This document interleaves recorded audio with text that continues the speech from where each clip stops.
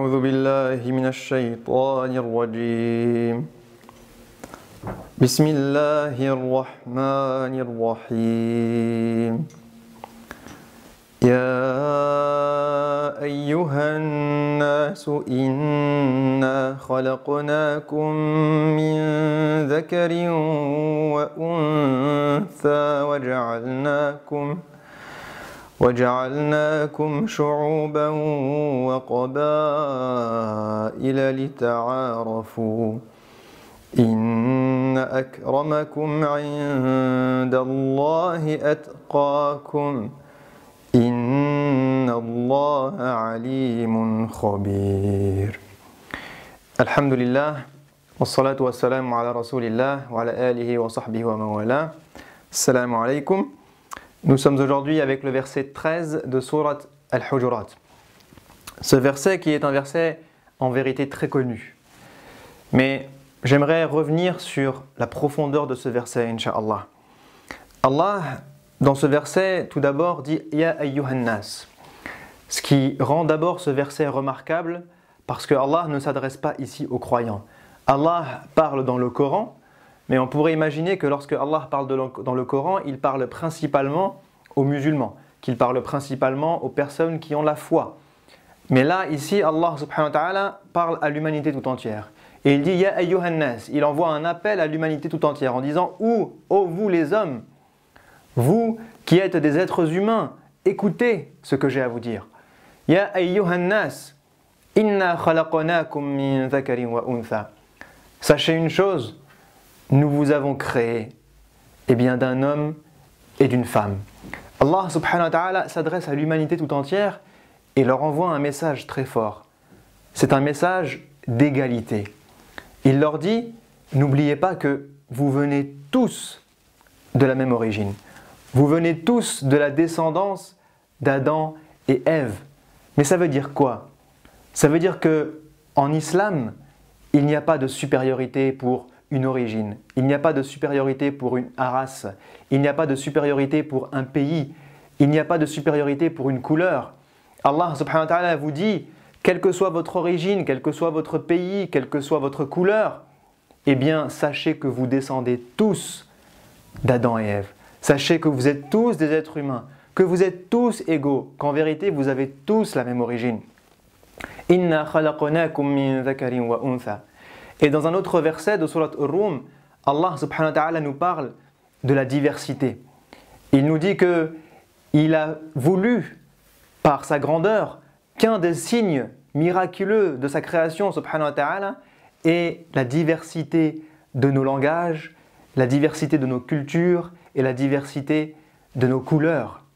Allah subhanahu wa ta'ala nous dit ça. Et ici, il nous dit « وَجَعَلَكُمْ شُعُوبًا وَقَبَائِلَ لِتَعَارَفُوا » Et il a fait de vous des nations et des tribus. Donc à plusieurs reprises dans le Coran, Allah subhanahu wa ta'ala insiste sur le fait que c'est lui-même, en personne, qui a voulu cette diversité, lui-même qui a voulu cette richesse dans sa création, et que cette richesse, elle n'est pas seulement voulue par lui, mais qu'elle est un signe de sa grandeur, qu'elle est un miracle de la création.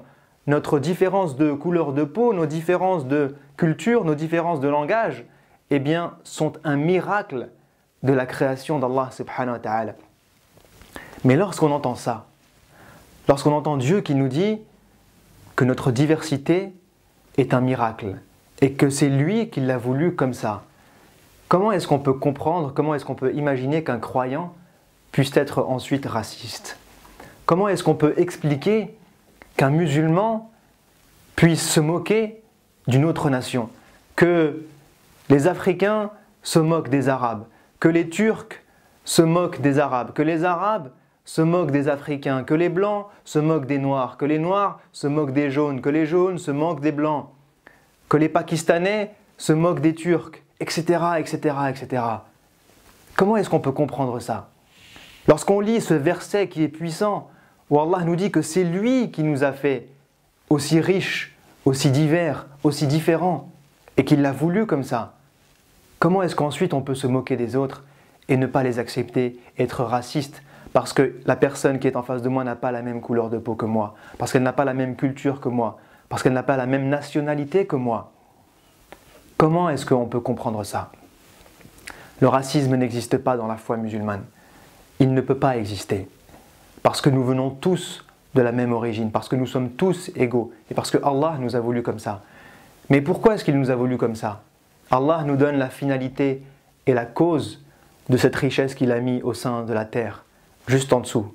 Il dit « Lita'arafu » pour que vous vous entreconnaissiez, pour que vous échangiez les uns avec les autres, pour que vous partagiez les uns avec les autres. Arifa signifie connaître quelqu'un, signifie reconnaître quelqu'un. Ça veut dire que lorsque je vois une personne d'une autre culture, je suis capable de comprendre et de la reconnaître. Lorsque je vois une personne différente de moi, je suis capable de la comprendre, de la respecter et de la reconnaître. Et je suis capable de partager avec cette personne, d'échanger avec elle. Ça veut dire quoi? Ça veut dire que Allah subhanahu wa ta'ala considère qu'il y a dans chacune de nos cultures, chacune de nos langues, chacune de nos couleurs, chacune de nos manières de penser, chacune de nos visions du monde, qu'il y a dans chacune de ces options une richesse. Et que chacun d'entre nous peut capter quelque chose de la richesse des autres. Que chacun d'entre nous doit aller à la rencontre de l'autre, à la rencontre de celui qui est différent de moi, à la rencontre de celui qui ne parle pas ma langue, qui a une culture différente, qui a une couleur de peau différente, qui a une religion différente, qui a une vision du monde différente. Et d'apprendre à le connaître. Et il y a du bien et du mal dans tout. Il y a du bien et du mal dans chaque vision et dans chaque culture. Mais je suis capable, avec mon esprit critique et ma raison, de prendre le bien et de laisser le mal. Je suis capable de m'enrichir au contact des autres. Et c'est ce que Allah nous demande. Il dit « Lita'arafu » pour que vous fassiez connaissance les uns avec les autres. Ensuite, Allah subhanahu wa ta'ala nous dit « Inna akramakum indallahi atqakum » parce que Allah sait que, vu que nous sommes tous différents, un jour ou l'autre va se poser la question « Mais qui est le meilleur d'entre nous? Quelle est la meilleure couleur? Quelle est la couleur supérieure sur terre? Quelle est la culture supérieure? Quelle est la meilleure nation? Quel est le meilleur pays? » Et Allah nous dit, si vous vous posez cette question, eh bien sachez qu'il n'y a qu'une seule chose qui fera de vous des êtres supérieurs. Inna akramakum indallahi atqakum. Celui que Allah préfère parmi vous, celui qui est le plus noble parmi vous, celui qui est le plus proche et le plus aimé d'Allah parmi vous, qui est-ce? C'est celui qui aura le plus de piété parmi vous.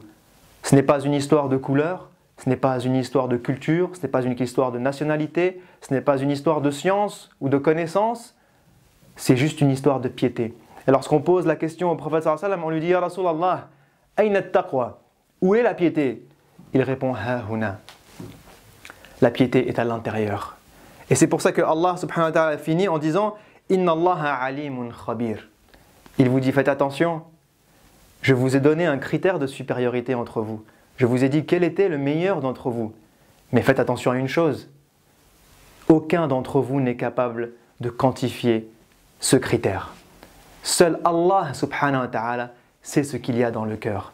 Seul Allah subhanahu wa ta'ala sait qui est pieux et qui ne l'est pas. Seul Allah subhanahu wa ta'ala sait qui a une grande foi et qui a une foi faible. Et ça aussi, ça nous remet en question parce qu'aujourd'hui, les gens se jugent les uns les autres. Les gens vont juger la piété d'une personne sur leurs apparences, sur leur manière de faire, sur le superflu. On va juger la piété d'une personne sur le fait qu'elle prie bien ou mal, sur le fait qu'elle connaisse ou pas le Coran, sur le fait qu'elle porte ou non le voile, sur le fait qu'elle ait ou pas la barbe, sur le fait qu'elle porte ou pas un habit islamique. On va juger la piété des gens sur des critères extérieurs. Et on va considérer que nous sommes supérieurs à eux. On va commencer à dire telle personne n'est pas un bon musulman, telle personne est un mauvais musulman, telle personne est un hypocrite, telle personne va aller en enfer. Mais qui sommes-nous pour juger de ce que Allah lui-même dit qu'il est le seul à connaître et qui se trouve non pas dans l'extérieur mais dans l'intérieur? Allah nous met en garde et nous dit le seul critère qui fait de vous des personnes élevées et des personnes supérieures, c'est votre piété. Cette piété se trouve à l'intérieur et Allah est celui qui connaît ce qu'il y a à l'intérieur d'entre vous. Personne d'autre ne peut le savoir. Donc en définitive, la seule personne que vous pouvez juger, c'est vous-même. La seule personne que vous pouvez critiquer ou évaluer, c'est vous-même. Mais vous n'avez pas le droit d'évaluer les autres, de juger les autres, de catégoriser les autres. Allah ne vous en donne pas le droit. Donc si on résume, ce verset, subhanallah, nous appelle à quelque chose de magnifique. Il nous appelle à nous rappeler que nous sommes tous égaux. tous les êtres humains sont égaux auprès d'Allah subhanahu wa ta'ala. Nous avons tous la même origine. Et il nous rappelle que le racisme ne fait pas partie de notre foi, que juger les autres ne fait pas partie de notre foi, que dénigrer ou se moquer des autres parce qu'ils sont différents ne fait pas partie de notre foi. Allah nous donne finalement dans ce verset les ingrédients du vivre ensemble. Les ingrédients qui font que je vais vivre avec les gens en considérant qu'ils sont comme moi. Je vais vivre avec les gens en étant humble et modeste. Je vais vivre avec les gens en ne considérant pas que je suis supérieur à eux. Je vais vivre avec les gens en considérant que je peux apprendre de toute personne, de la richesse de toute personne. Je vais vivre avec les autres en ne jugeant jamais quelqu'un, mais en essayant toujours de me critiquer moi-même et de m'améliorer moi-même et ne pas considérer que l'autre est mauvais, mais que peut-être c'est moi qui ai des choses à me reprocher. Ces ingrédients-là, s'ils sont dans notre cœur, eh bien nous pourrons tous vivre ensemble. Tous les êtres humains pourront vivre ensemble en joie, avec le bonheur, le respect mutuel, Inch'Allah.